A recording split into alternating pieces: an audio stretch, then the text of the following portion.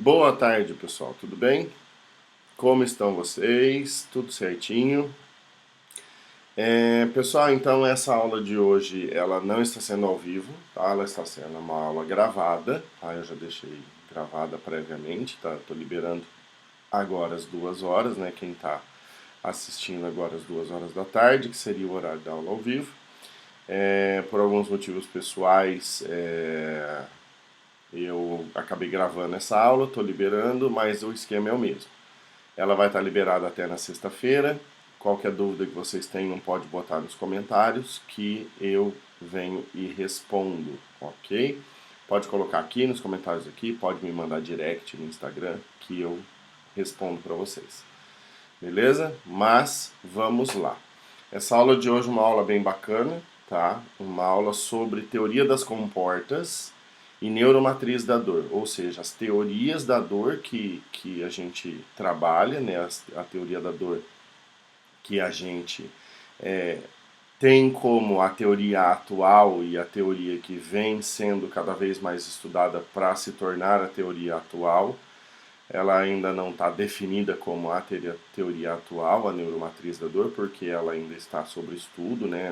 Não se sabe exatamente 100% sobre ela, e é por isso que ela ainda não é considerada a teoria atual da dor, ok? Mas ela é um fato, ela é uma verdade, a gente só precisa entender ainda melhor. A ciência tem buscado cada vez mais entender melhor essa teoria com seus aspectos, com suas características, para que ela possa ser cada vez mais difundida e a gente poder compreender a dor do paciente. Na minha humilde opinião, ela é uma característica que é verdade, a gente só não sabe 100% do que está acontecendo, né, por dentro dela ainda, né, pelos vários aspectos que ela tem. E, como eu falei, eu acho que é a principal característica que dá pra gente uma ligação muito forte com a parte clínica, né? De que vocês vão ver, eu vou mencionar para vocês que vários aspectos vão interferir sobre se o paciente vai ter dor ou não. E isso é uma coisa importante para essa translação clínica das pesquisas, entendeu?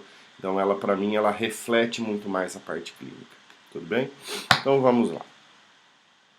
Primeiro de tudo, teoria das comportas. Então, esse é o... Vamos lá. Teoria das comportas. Pessoal, a teoria das comportas ela foi descrita por Melzack e Wall, Ronald Melzack e Patrick Wall, e a publicação dela foi em 1965, tá?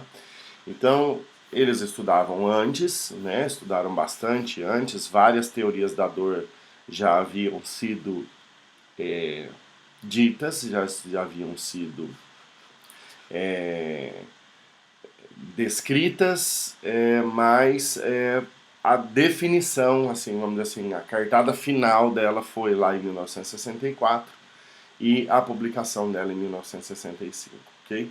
Então, o que é a teoria das comportas? A teoria das comportas é aquela teoria que a gente aprende no primeiro ano da faculdade de fisioterapia, no primeiro ano da faculdade de medicina, né, e que tem uma característica de tentar entender fisiologicamente como que a dor ela é processada, né, como que ela, da onde surge o estímulo doloroso e por que certos quadros a gente tem dor, certos quadros a gente não tem dor. Então, basicamente a teoria das comportas é assim. Imagina, você tem dois rios, né, que desaguam numa barragem. Essa barragem ela tem duas comportas, né? Uma fica aberta o tempo todo para a água passar por ali. E aí, de repente, eu tenho esse outro lado, tá? Que essa barragem não chega tanta água, tá? E aí, o que acontece? Para essa comporta dessa barragem desse lado poder abrir, eu preciso de uma intensidade de água suficiente, né? ou que o despejo de água sobre essa barragem aqui seja frequente o suficiente, né? Porque aí ele vai encher essa barragem e ela tem que abrir para dar vazão, tá? A teoria das comportas nada mais é do que isso, tá? São duas comportas, uma ela fica ali aberta, mandando informação, e essa outra, dependendo da intensidade, dependendo da frequência da transmissão, né, desse tipo de estímulo, essa comporta vai abrir. Então, que comportas são essas?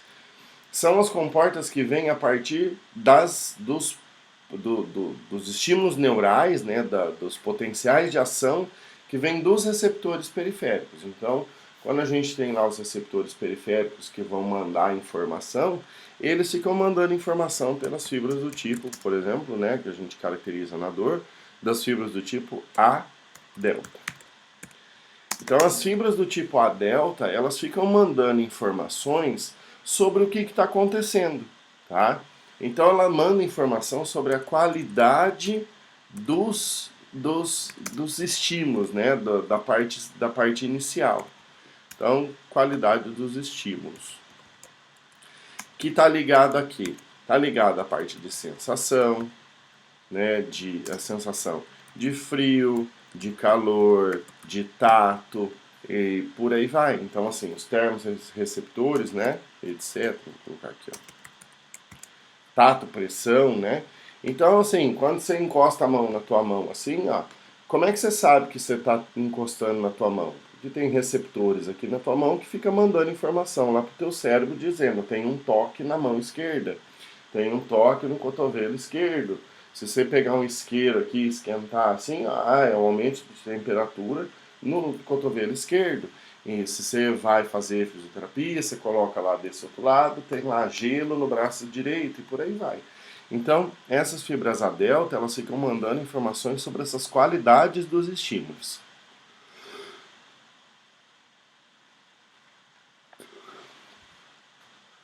E a partir daí, essa percepção, né, na verdade isso é uma sensação, desses estímulos neurais vão ser interpretados no cérebro sobre a qualidade. É uma pressão maior, uma pressão menor, uma pressão no cotovelo, direito, esquerdo, em qual parte do corpo. Essas informações das fibras A delta, elas vão, tá, até o córtex somatosensorial.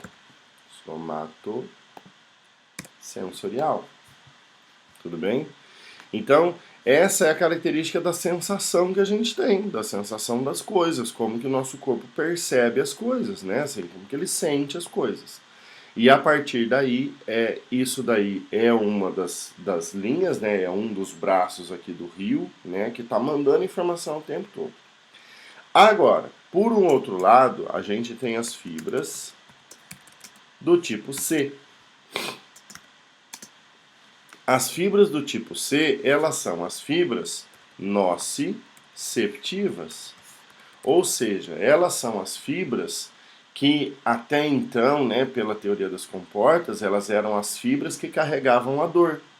Tá? Então, assim, quando você faz um estímulo no corpo que ele vai lesionar o seu tecido, ele pode lesionar o seu tecido, ele ativa certas fibras nociceptivas. Então, o que ele faz? Ele vai começar a juntar esses dois estímulos. Quanto que eu tenho que é da sensação, quanto que eu tenho que é da nocicepção. Tudo bem? Então, imagina.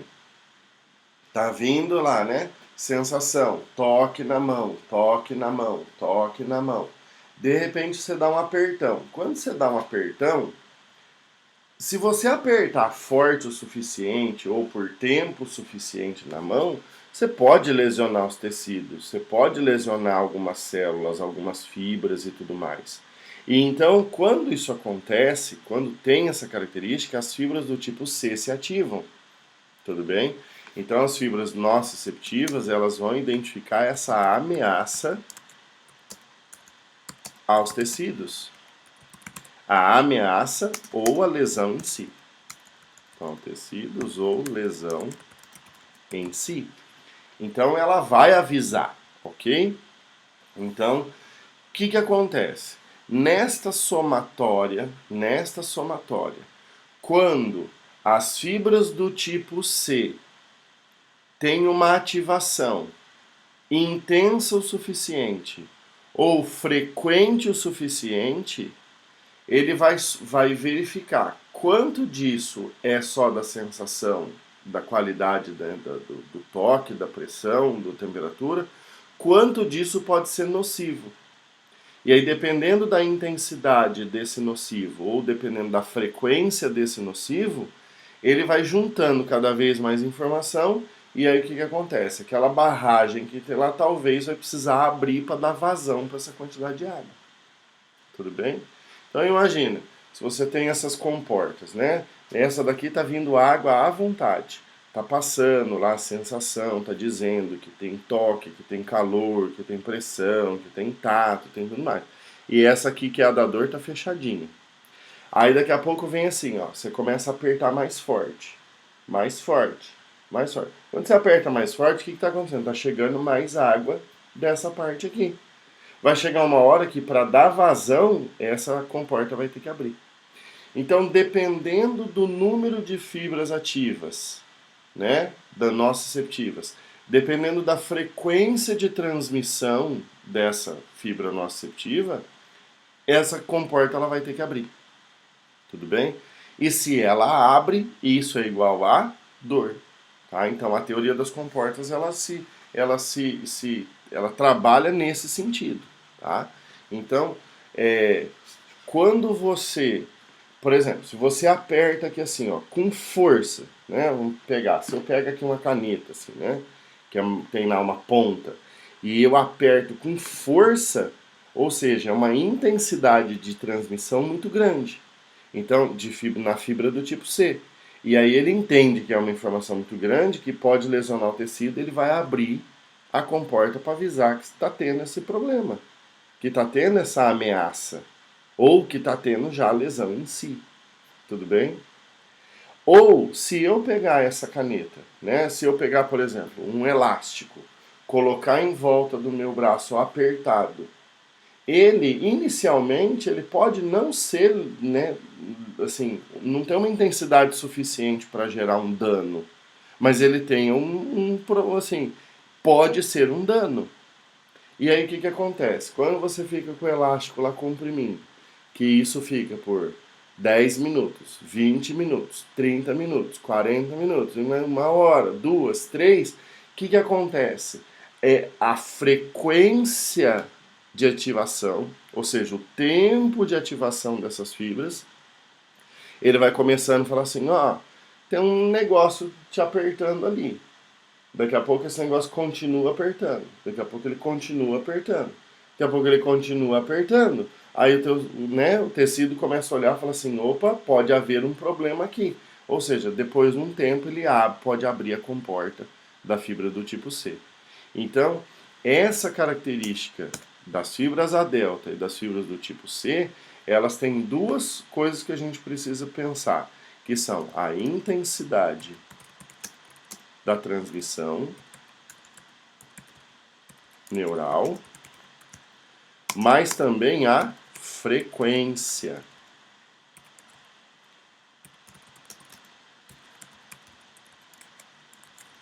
A frequência da transmissão. São as duas coisas, então lá, a intensidade e a frequência da transmissão, tá? Porque não necessariamente precisa ser só estímulos intensos. Eu posso ter um estímulo pequeno, né, de intensidade baixa, mas que ele é constante.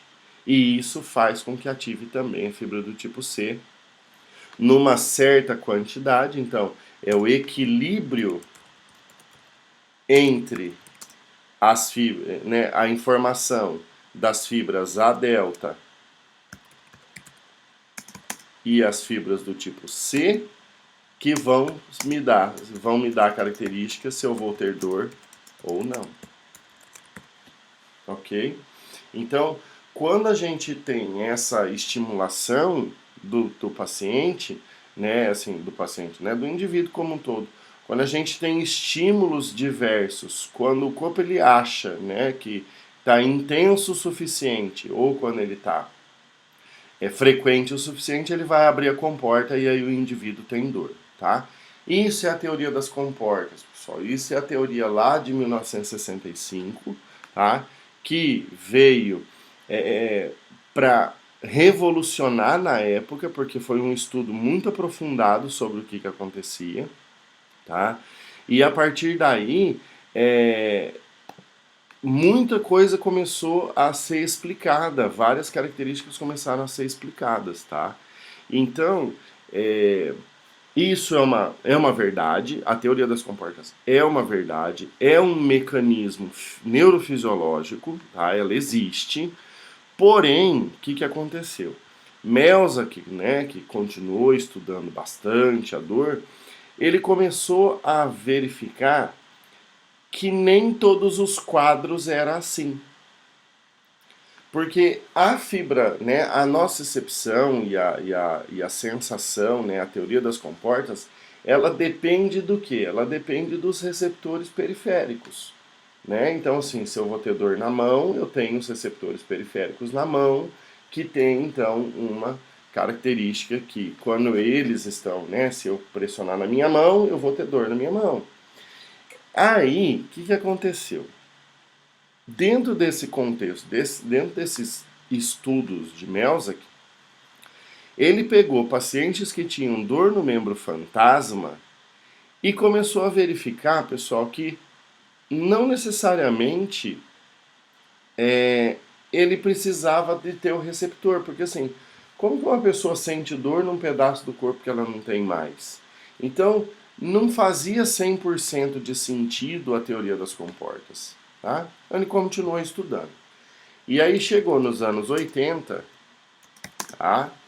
Ele começou a descrever o que seria a neuromatriz da dor de Melzack. Então, nos anos 80 ele começou a descrever, tá? Vem cada vez mais, ela vem se detalhando cada vez mais, ok? Então, no começo dos anos 80 ele já falava sobre a neuromatriz da dor, nos anos 90 ele já falava sobre a neuromatriz da dor, tá? Mas nos anos 2000 isso começou a ficar mais estruturado mediante todas as pesquisas que foram sendo feitas e que na verdade vêm sendo feitas até hoje. Como até hoje existe pesquisas que vêm mostrando detalhes importantes que fazem parte dessa neuromatriz da dor, ela ainda não é considerada assim, a teoria da dor que é aceita hoje, entendeu? Mas assim, cada vez mais os pesquisadores olham e falam assim, nossa, é uma característica que a gente sabe que está sendo verdade, que está funcionando para os pacientes, que é o que traduz a parte clínica. Porém, como não se sabe tudo dela ainda, a ciência não coloca ela como uma teoria que é aceita, tá? A neuromatriz da dor, pessoal, é um pouco mais complexa, tá? Mais complexa por quê? Na realidade, ela não substitui, ela é uma evolução da teoria das comportas. Por quê? Para a teoria das comportas, a única coisa que importa para o indivíduo ter dor ou não é a informação da fibra A delta, da informação da fibra do tipo C, tá? Da fibra que carrega todas as sensações e das fibras que carregam a dor, ok? Então, teoria das comportas é isso.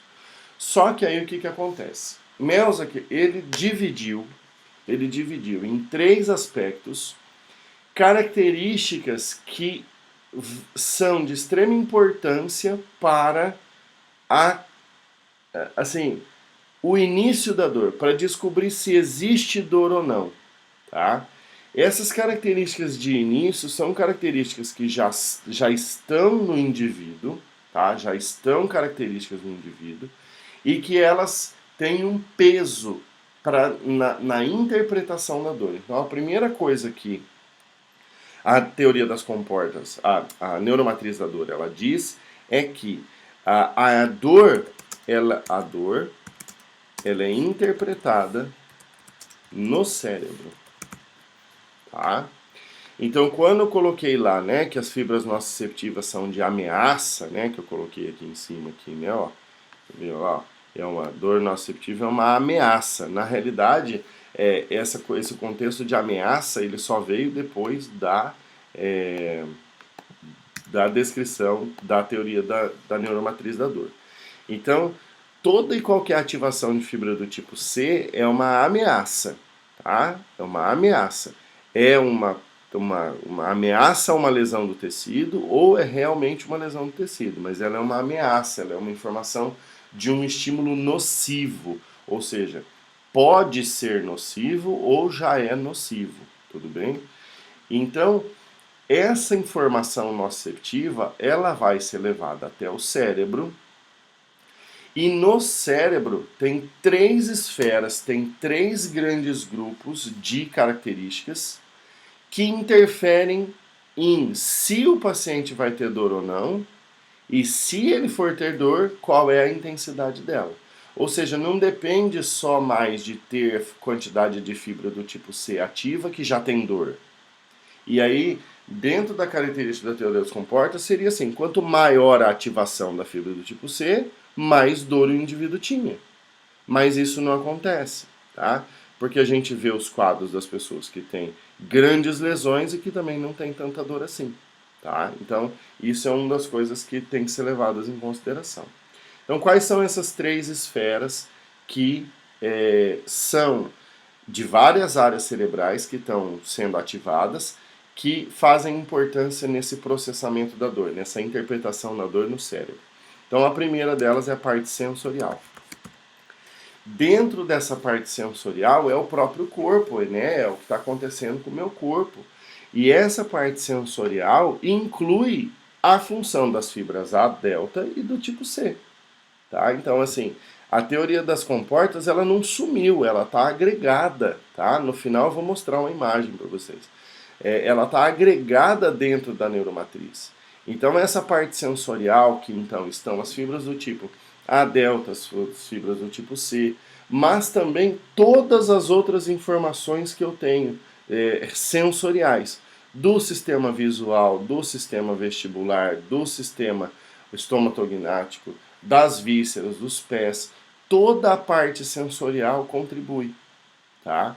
Então não é simplesmente só a ativação da fibra delta e C, tem mais um conjunto sensorial que é importante, tudo bem? A segunda característica é o cognitivo. Essa parte cognitiva, dentro dessa parte cognitiva tem algumas coisas importantes. Então, primeiro, toda a minha questão de cultura, aprendizagem, tudo aquilo que eu já vivi, tá? Tudo aquilo que a pessoa já viveu, tudo aquilo que ela tem como conhecimento, tudo aquilo que ela tem como sendo verdade para ela, pode interferir se vai ter dor ou não. Tudo bem? Pode interferir se vai ter dor e se vai ter mais dor ou menos dor. Então, essa parte cognitiva, ela faz tanta importância que a gente vê hoje, né, tem técnicas terapêuticas, né, que é a educação da dor, que serve só para trabalhar essa parte. Porque se você regular essa parte cognitiva, que é uma informação de entrada, o paciente melhora a dor. Tá? Então, entender o cognitivo desse paciente, como que para ele a dor é percebida, entender para ele como que ele racionalmente pode entender a dor, né? Tanto racionalmente quanto por experiências passadas. Então, por exemplo, já ouviram aquele ditado, né? Assim, que gato escaldado tem medo de água fria. Então, assim, se você tomou uma escaldada de água quente uma vez, qualquer água você vai ter medo. Então, isso é o quê? Isso é a parte cognitiva tua, tuas experiências anteriores, tudo bem? Então, isso interfere. Então, se eu tenho um paciente que já teve uma crise de dor lombar e ele já sabe que aquilo dói muito, ele tem muito medo de qualquer outra crise de dor lombar. Tá? E isso está onde? Está dentro dessa parte cognitiva. Ou seja, já é uma informação prévia que o cérebro tem que vai dar interferência na intensidade da dor lá na frente, tá? Num outro episódio que ele venha a ter, tudo bem? E a terceira, e dentro dessa parte cognitiva também tá os meus estados de ansiedade e de estresse, tá? Ansiedade e depressão, tá? Tem a ver com os níveis de estresse. Então, aqui também entra esses dois pontos. E o terceiro ponto que a gente tem seria da parte emocional. Essa parte emocional, ela também está ligada à questão do estresse, e dentro dessa questão emocional é onde estão literalmente a parte emocional, mas também aqueles sistemas que lidam corporalmente com as alterações emocionais, que são o sistema nervoso autônomo e o eixo HPA. Tá?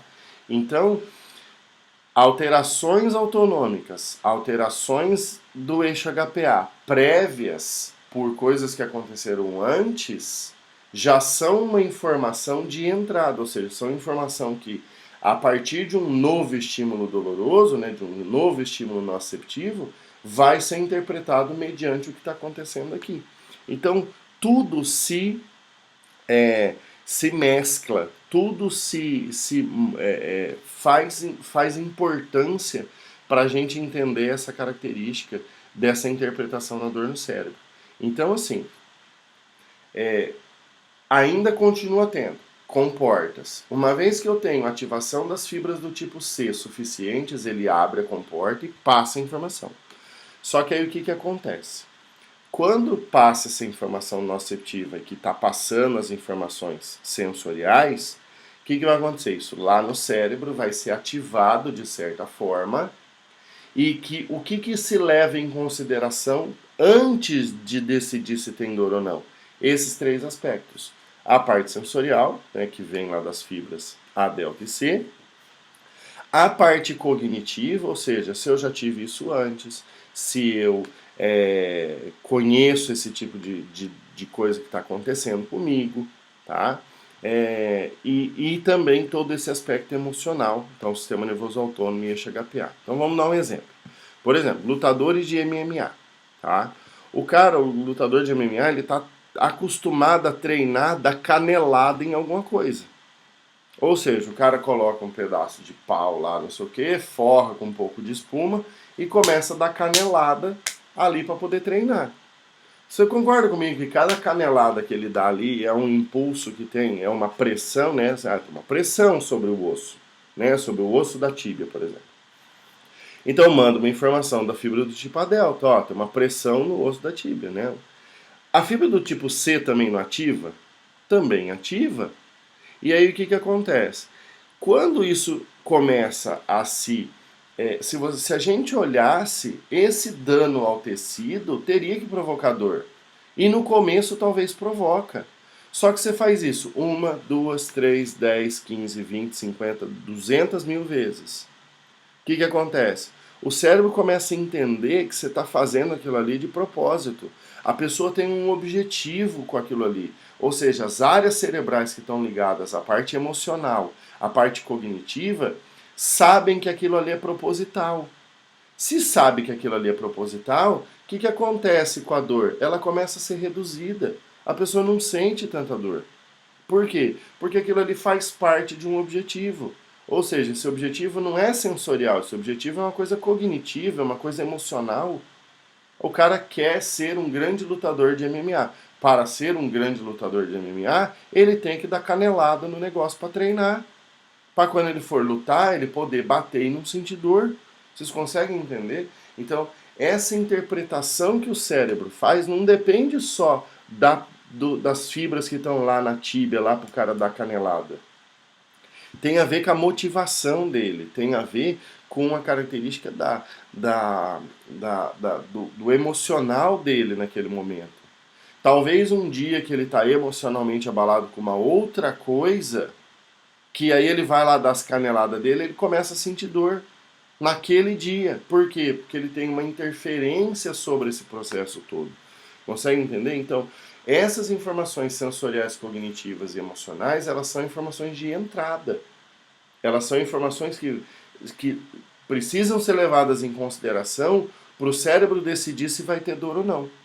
Então, juntou tudo isso, toda a parte sensorial, toda a parte de conhecimento, toda a parte de experiências, toda a parte de crença, toda a parte de raciocínio lógico, toda a parte de ansiedade, de estados de ansiedade, de estados de depressão. Tudo isso é levado em conta mediante uma nocicepção que vem chegando. Então, vem uma nocicepção, ou seja, você dá uma canelada num pedaço de pau. Você deu a canelada no pedaço de pau, ele vai passar por tudo isso daqui. O cara fala assim, não, eu estou motivado a ser um grande lutador de MMA. Para isso eu preciso dar canelada. O que ele faz com essa nocicepção? Ele inibe e não tem dor.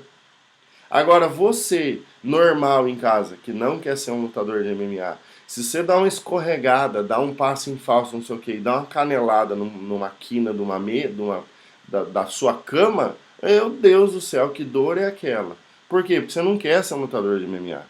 Quando chega a nocicepção, ele vai olhar e vai falar assim, qual que é a condição disso? Qual que é o componente emocional disso? Ou seja, você vai sentir dor lá na canela.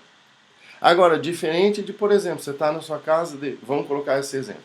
Você está deitado o lutador de MMA, está deitado lá, na verdade vai treinar. Aí ele vai treinar, ele dá canelada lá num pedaço de pau e não sente dor nenhuma. Aí talvez esse lutador de MMA está deitado na casa dele, de noite, de repente ele levanta, acorda do nada, assim, não sei o que, para ir no banheiro. E aí, a hora que ele vai sair assim, ele dá uma escorregada, não sei o que, e dá uma canelada na pé da cama. Talvez ele sinta dor. Por quê? Porque a interpretação dessa canelada no pedaço de pau ali é diferente. Talvez ele sinta dor. Vocês conseguem entender? Então tudo isso interfere. Tudo isso interfere. Mesma coisa quem cozinha. Um cozinheiro profissional. Vocês assistindo o MasterChef lá, vocês conseguem ver. Às vezes o cara tá lá tá lá numa prova de eliminação e de repente ele tá cortando não sei o que, ele corta o dedo. E aí às vezes você vê assim, né, que já mostrou algumas vezes, tipo o bombeiro fazendo um curativo, a pessoa tá com a mão assim, ó, e com a cara tranquila, mas tá com um taio na mão. Ela tá numa situação ali que ela não pode ter dor naquela mão ali. Ela tá numa prova de eliminação. Ela tá num contexto que ela não pode sentir dor. Vocês estão entendendo? Ah, vai pegar uma assadeira quente, a mesma coisa, queima a mão, mas ela não liga. Por quê? Porque ela tá num contexto de que ali ela tem ali é a vida dela. Ela tá ali para mudar a vida dela. Vocês estão entendendo? Que se tivesse em casa qualquer superfíciezinha mais quente já vira um auê, já vira uma dor lascada. Então, tudo depende desse contexto todo. Tudo depende do contexto. Então, a neuromatriz da dor, ela vem nessa linha, né, mostrando esses três aspectos, que são o sensorial, o cognitivo e o emocional, tá? Que vão, cada um com suas áreas cerebrais, cada um com suas características, específicas, e que isso é avaliado a cada momento, a cada instante, a cada segundo, tá? Então, esses três aspectos vão ser levados em consideração, tá? Sempre, sempre.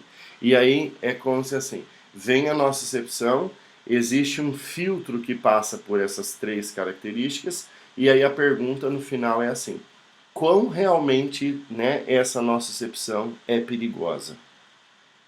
E aí o cérebro vai, né, mediante essas informações, ele vai entender se aquilo é perigoso naquele momento ou não, e se ele julgar que é perigoso, a pessoa vai ter dor para se proteger, caso contrário, não vai.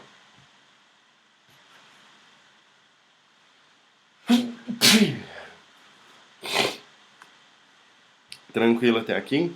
Então, pessoal, essa interpretação toda que o cérebro dá, ela vem a partir da teoria da comporta que abriu a comporta, vem para o cérebro e aí no cérebro faz essa interpretação. Então eu vou mostrar para vocês uma imagem agora, as imagens que a gente tem dessa questão da teoria das comportas, da neuromatriz da dor e da característica da evolução entre as três, tá? Eu vou organizar aqui. Muito bem, pessoal. Então, mostrando para vocês essa questão dessas imagens, né? A característica das imagens que a gente tem da teoria das comportas, da neuromatriz e da evolução entre elas. Então dá uma olhada aqui, ó. Quando a gente olha essa imagem, essa é a teoria das comportas. Então a gente vê, né, que tem um processamento ali das fibras do tipo L, das fibras do tipo S, né, que é a large e a small. L é as fibras do tipo A delta e S é a fibra do tipo C.